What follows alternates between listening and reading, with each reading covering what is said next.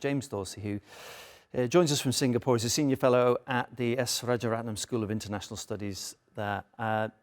James, people thought the killing might end, I would think, when the ceasefire was announced in Gaza. Instead, all that seems to have happened is that the conflict, the war, as people called it, there has ended. And instead, it seems like there's just a different war with more killing taking place in the occupied West Bank. But I'm not even sure who Israel is fighting there. Can you explain the situation for us?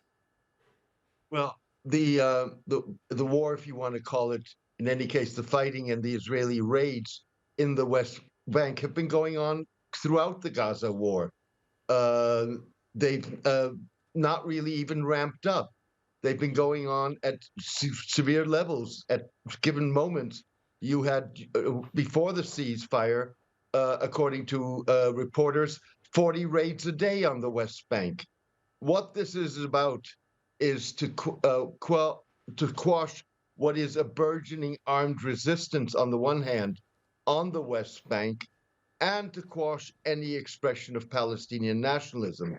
At the end of the day, that is what both the Gaza war is about, and it's what the West Bank fighting is about. Yeah, and if we look at the West Bank situation, people talked about conflict in Gaza.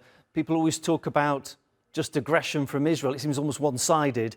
And the constant criticism is that Israel is using violence to seize land and to settle Israelis there. Now, President Biden seemed to acknowledge this because he imposed sanctions towards the end of his term in office on violent settlers. But President Trump, on day one, immediately rolled that back. Does that mean that President Trump is going to enable Israel to use violence to seize land? I think it's too early to know where Trump is going. We may have some indication of that on Tuesday when Israeli Prime Minister Benjamin Netanyahu becomes the first foreign leader to visit Washington since Trump took office. On the one hand, you have the expressions that seem to be pro-Israel, Trump's call for a resettlement of Gazan Palestinians, his lifting of the Biden administration's ban on the sale of 2,000-pound bombs, his exemption of Israel from the deferral of U.S. foreign aid for a period of 9 days. But at the same time, what we've seen with the Gaza ceasefire was that Trump twisted Netanyahu's arm.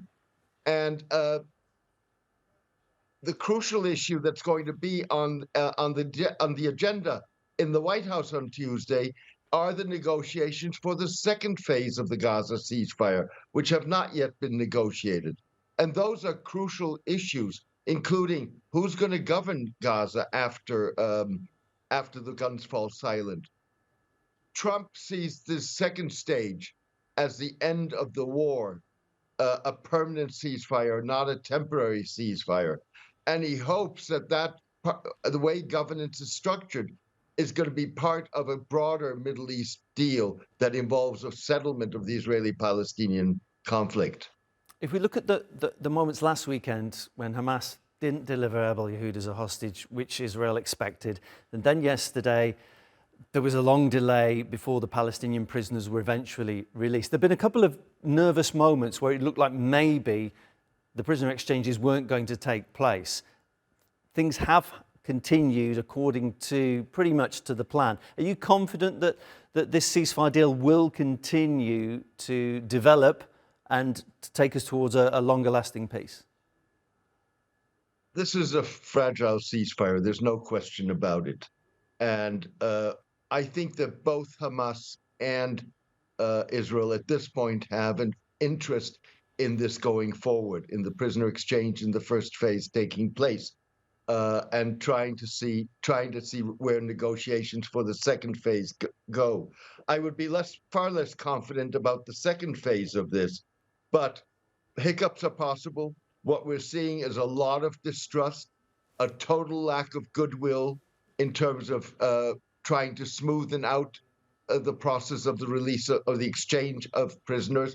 But nonetheless, this will probably continue with all its hiccups.